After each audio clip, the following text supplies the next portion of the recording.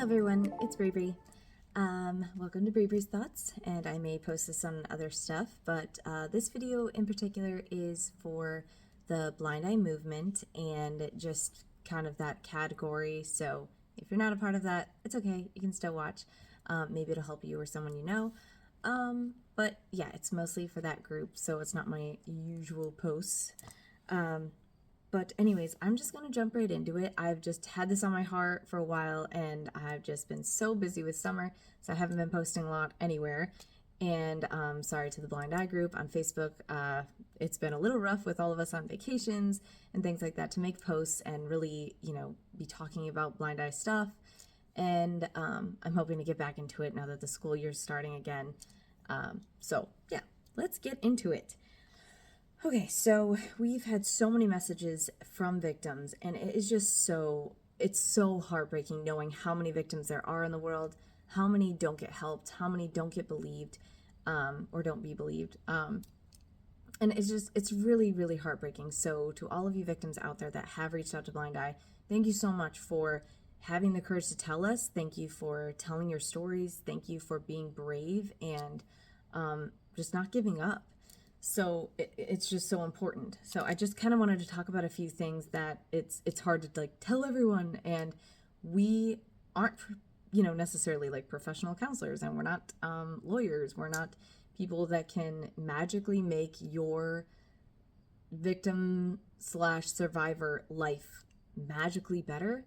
But I'm hoping that maybe I can just kind of clarify some things, or just kind of give you some understanding, I guess. So if you are a victim or a survivor of abuse, that alone is a huge job. It's a huge weight, and it's really, really hard, and we totally get it. And we are sorry that you're in that position. We understand because we're there too. So my first question is, have you told anybody? Have you, broken that silence of telling that first person? Because that can be really, really hard.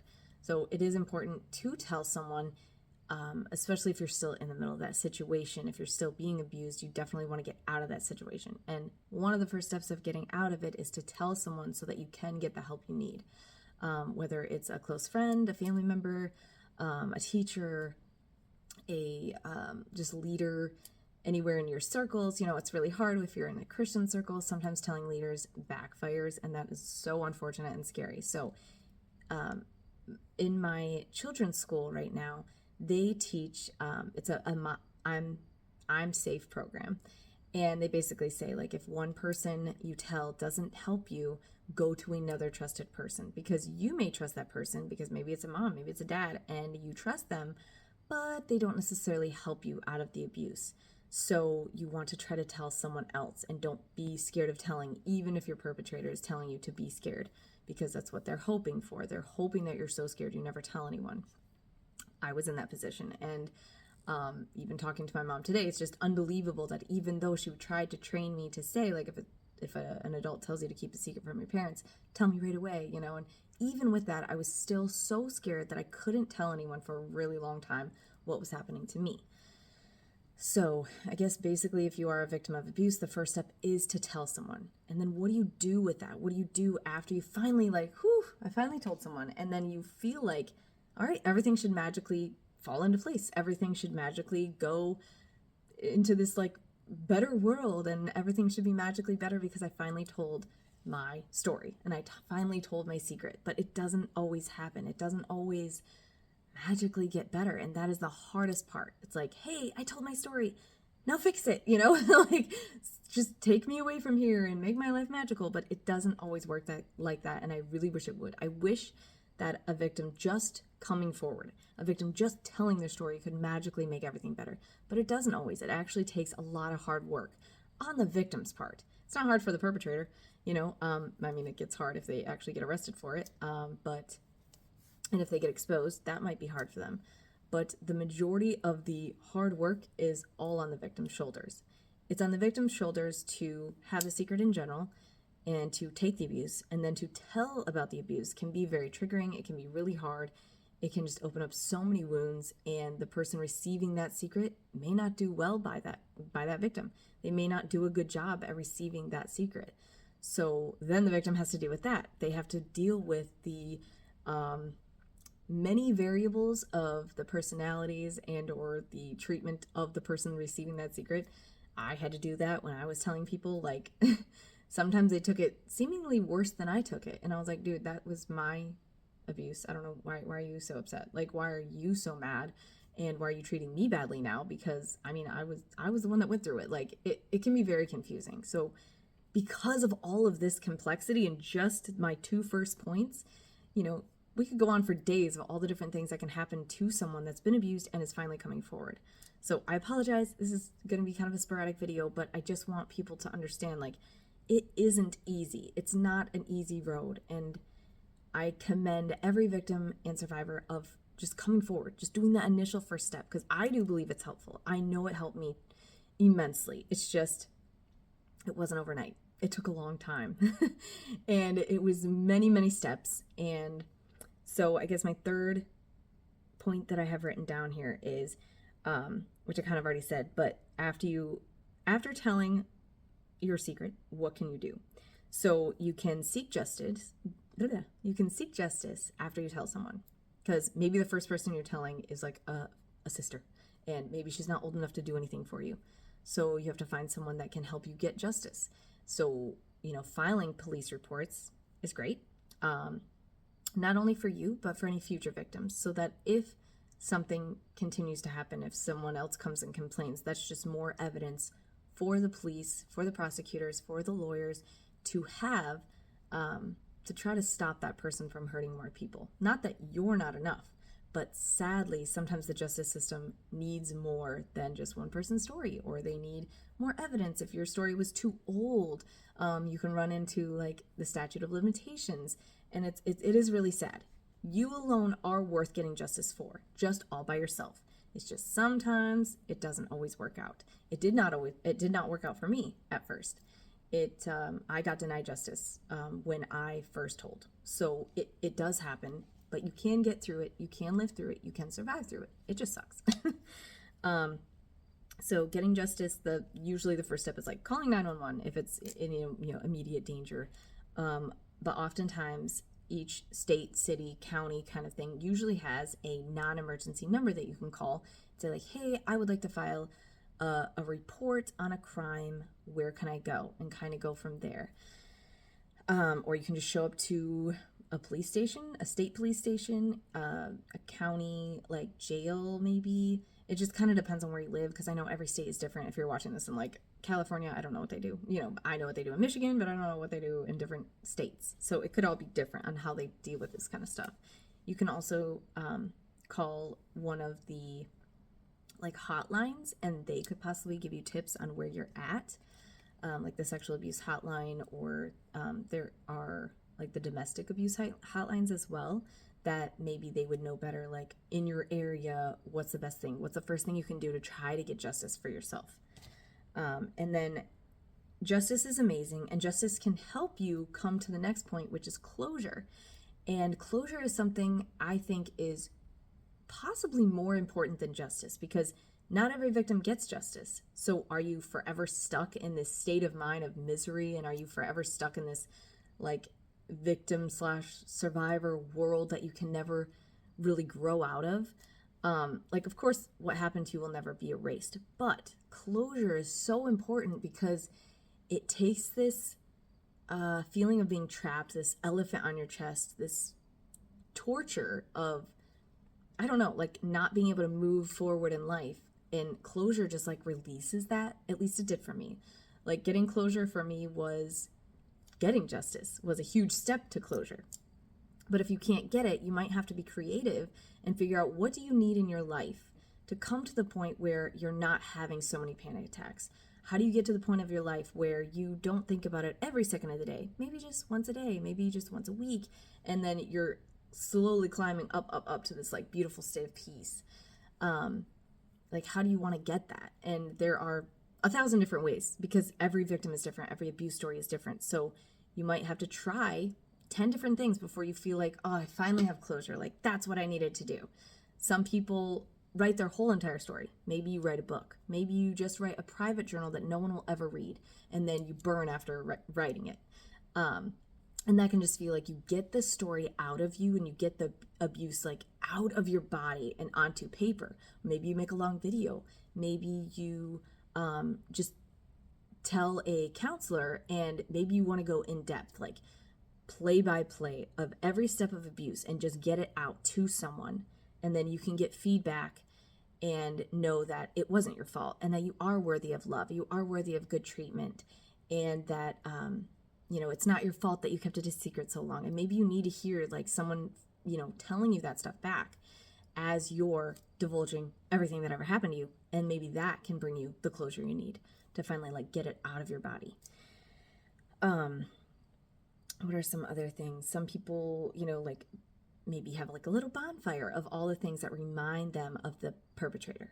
And sometimes that can feel like a closure. Maybe you have to go back to the place where it happened and sort of take ownership of that space and that place where, you were once so scared of, and every time you thought of that place, or every time you smelled the smell and it reminded you of that place, you got so scared, you got triggered, you had panic attacks, you couldn't breathe. And now walking back onto that ground, or walking past that place and just staring at it for a minute and just soaking it in and be like, you know what? I'm safe now. I'm not in that situation anymore. And I can take the power back of this area, this space. It no longer has to remind me of XYZ. I'm going to make it a memory of the day I took my power back, and that I'm not scared anymore. That kind of thing. And maybe that will feel good for closure. But I could go on for days and like, how do I get closure and stuff? And we can continue to talk about that on the Blind Eye page on Facebook and stuff, and maybe on YouTube too. But I would just keep trying things until something feels better, until something feels finally like you feel a little more power, you feel a little more strength, and just make your goal to get to a state of peace, because that is the best place to be. Yeah, you're always going to remember it. You may always have bad dreams about it. You may never really feel okay again, but you can get to a state of peace. So, number 4 for me is get a support system, because no matter if you get justice or you don't get justice, maybe you get some closure, maybe you don't get some closure, it is so important to have a big circle of support, because it, I believe, takes an army for someone to be in a healthy mental state of mind, because you need to vent things out. And you can't always do that to the same person. Maybe you can't always give everything you're thinking to your spouse, because you have to live life, and life is hard. So sometimes you need an outside source, someone to vent to, someone to just kind of like trauma dump all the stuff that you need to get out of you on somebody else. Maybe it's a paid professional, which is ideal, so that way you're not getting bad advice, because sometimes when you vent to the wrong person, you can get really bad advice. So you do want to be careful of that. And that's also why a big support system is helpful. So reach out to all your contact lists. Like if they're in your phone, they're probably there for a reason. So use your contact list for support, and just say like, hey, can I vent to you today? And then, next time you need something, you can vent to me. And be willing to be live in a state where you can be there for someone as well, because that's kind of how you get that support system. It's not always like just all about that one person and then they don't get to vent back kind of thing. So just be willing to kind of give and take, because that's how relationships should work. And not to say like, well, as a victim, you should have to handle more than you can handle. Not saying that. You can have boundaries. You don't have to be the one that takes it all, but just make sure you're giving back when you're taking from other people, because it can be exhausting listening to people's stories. It can trigger yourself. Like you could end up getting triggered being the one that's taking all the like venting, if that makes sense. So I just feel like that's important. Try to be a giver and a taker when necessary. So if you're having a great upbeat day and someone else needs you, maybe be there for them, and it can actually help you get through your own stuff, because maybe you'll hear something from them. They're like, oh, I never thought about that. And, you guys can help understand each other. So get multiple people. So that way, when you're venting, like I went through so many bad phases of life, and so many times where it was like an abusive situation, a scary situation where I tried to spread out my trauma and maybe that was bad, I don't know, but that's just how I survived. And it really helped, because I could get advice from my grandma, I could get advice from a couple different aunts, and then I could get advice from a really good friend, and they all had different angles of thinking and they all had different advice. And then I wasn't dumping everything on just one person so that I was overwhelming them. So I tried, even in this scary state that I was in, I tried to spread it out. So just something to think about. Like, I'm not a professional, I'm not a therapist. I've just been a victim a few times, and I'm trying to give back what I've been given. And I've been given a lot of advice and a lot of tips, and there's been so many people that have been there for me. I had an amazing support system that I didn't always know was there. I had to reach out. I had to go find them and realize, like, oh my gosh, I didn't realize they would sit on the phone with me for hours, and they were so helpful. So you kind of do, like I said earlier, the victims do have to put in most of the work. They have to build their support team, get justice for themselves. They have to get their own closure, because only you know what will fulfill that closure to get to that state of peace. So moving on, counselors and therapists obviously are the best choice for mental health, because they can give you the professional help that you need, but sometimes you can't afford it. Sometimes it's not available around you. Sometimes you just don't have the time. So on your way to work, call a friend. On your way home from work, call an aunt. Like, just utilize the people around you, not in a bad way, but just utilize them, because maybe they need someone too. You never know. Because counselors and therapists are not always available. Now, when it comes to advice, though, just be selective. Really think about what people are telling you before you act out whatever they're telling you. Just use your critical thinking, bounce it off someone else if you're like, I don't know if this is a good idea. Like, do you think this advice is crazy? Or like, do you think it's helpful? Really just think about it before you enact whatever advice you are getting. Same with me. Like, you're here in this video and maybe you're like, you're crazy and you're not giving good advice. Like, it's okay. Just think about it and take it with a grain of salt. We're all human. We're all just trying to suffer through this life as gracefully as possible, and a lot of us will fall on our face. But we're gonna get back up. So let's see. So with justice, you have to be your own advocate, because even if you're going to a lawyer, that lawyer is a human being, and they've had experiences in their life which forms their opinions, and it forms their visions of other people and other victims. So they may not hear you in the way that you want them to hear you. So when you have a lawyer, don't allow them to take total control over your justice, because sometimes lawyers feel that they know best, okay, but they are not you, and they didn't experience what you experienced. So sometimes you have to take control of the meetings. Like, let's say they're like, well, this is the angle we're going to take, this is what we want to file, and this is the motion we want to say, and this is how we're going to say it. If you feel strongly about something, let your opinions be known. They may not be able to do what you want, but at least be your own advocate, because you're your own you. Like, you're the only one that knows everything that's in their head. They can't read your mind, and they don't always know you and your situation and what's triggering and things like that. So I don't know the best way to explain that, but if you don't feel like something's right, or you feel like they're not hearing you, stop them and say, no, look, I am paying you for this service, and I understand you're the professional. You went to school for this. Maybe I don't know all the laws, but this is super important. Can we please fight about this? Can we please fight for this? Can we, I don't know, go about it in this way? Can you please make sure that you mention this part of my story? It's important, or something to that effect, Because I've had lawyers that don't listen and that they just do whatever they want. And I didn't realize that I could try to fight for myself. I didn't know that I could have a voice. I didn't know that I could stand up and tell them, oh, no, that's not what I want to do. And there are things that obviously we can't do because, like, it's not legal and you have to do it a legal way, whatever. But I'm just saying, if you are in the process of getting justice, which means like having your perpetrator prosecuted and possibly going to prison or jail, fight for yourself and know that you're worth standing up for. And before, maybe you were too shy, maybe you were too scared to say anything because you didn't want to get in trouble, especially if you were raised in the strict independent fundamental Baptist churches. Women are supposed to submit, and especially if you're dealing with like a man lawyer and you want to listen because like, oh, he's in charge, and but you just have to know that you're in charge of your life now, and you have to fight for yourself and be your own advocate, like I said. So, educate yourself.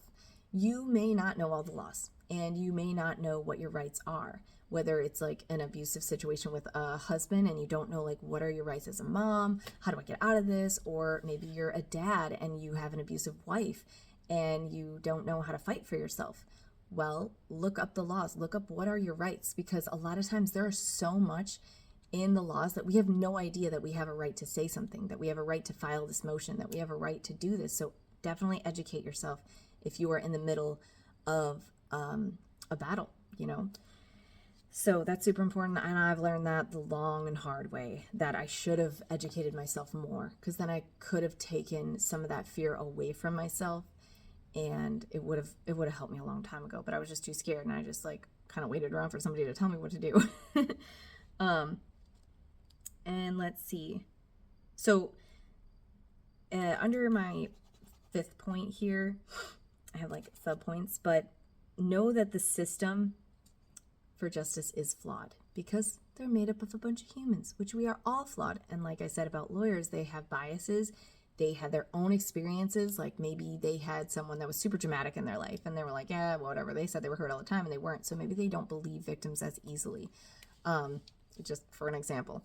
So it may take you to be a little more firm, a little more like, no, we are fighting for this, or no, I want this. And not in like a mean, nasty way, but just try to stand up for yourself. Because usually if you've been abused, standing up for yourself is not always the easiest thing.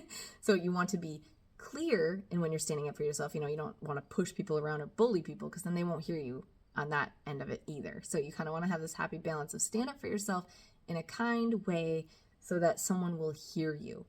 And since the system is slightly flawed in some ways, like statute of limitations can be really tricky for victims.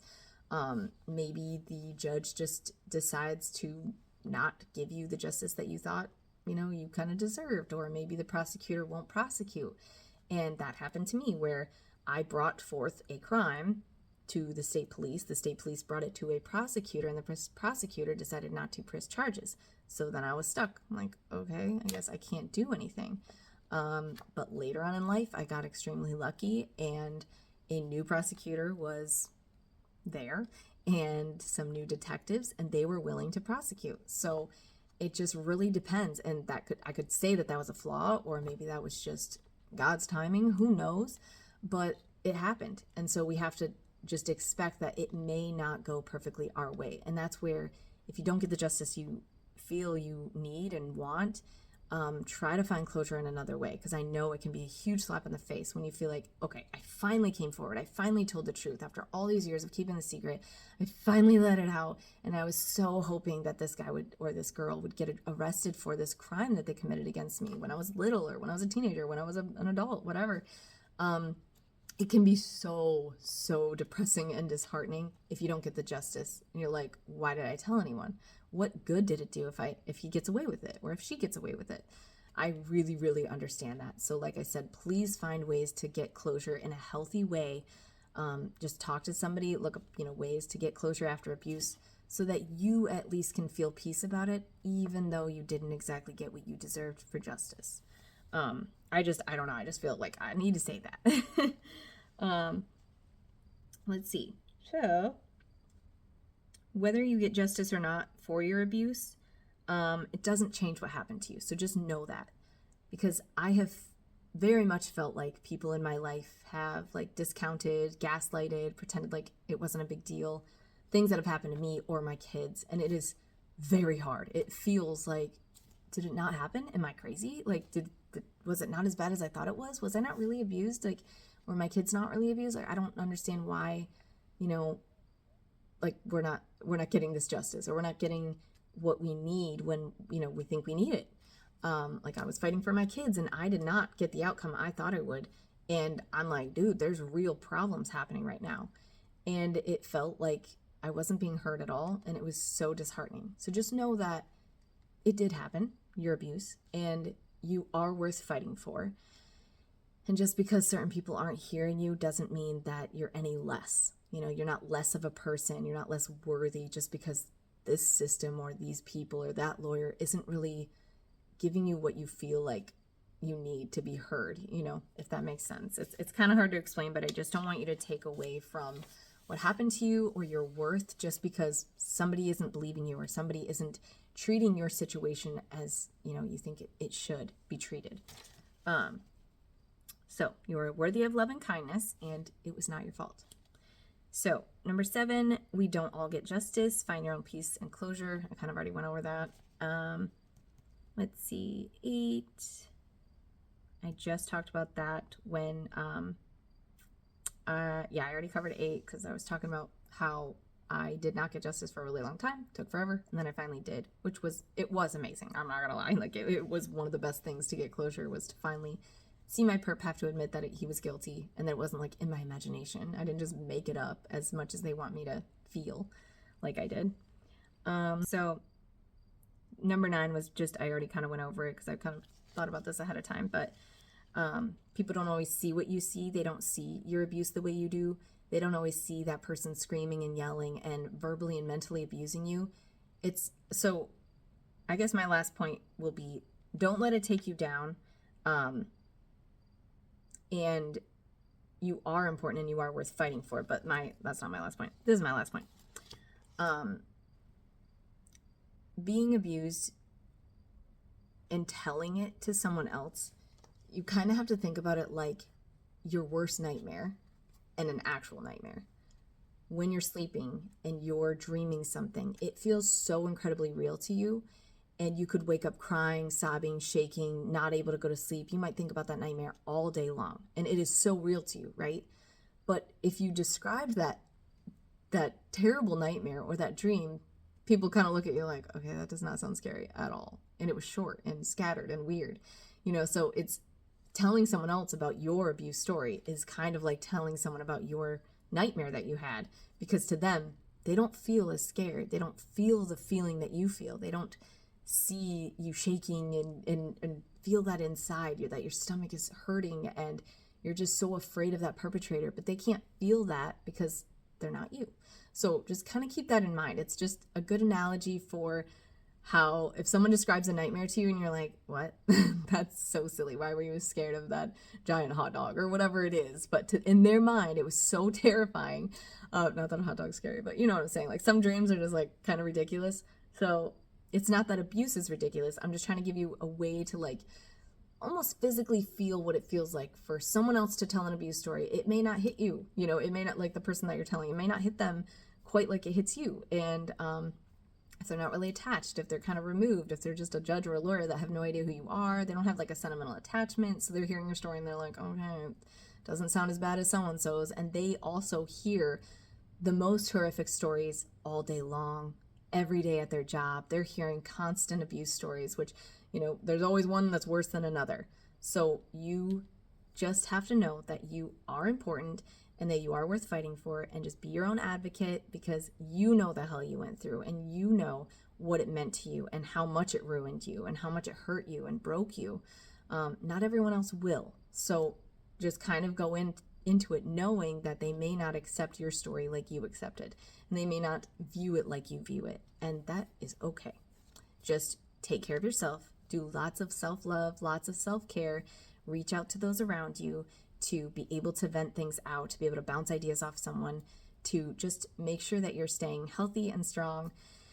Eat good, sleep good, drink water, all that good stuff. There's the mom in me. Take care of yourself, because this is a long road. It is a long road to healing, and it is not easy. It's expensive, not only with money, but just expensive with time and with just trying to mentally figure out how to get through this. All right, so I hope all of you find the peace that you need and the healing that you so deserve. Never give up. Keep going. Be strong. Bye, guys.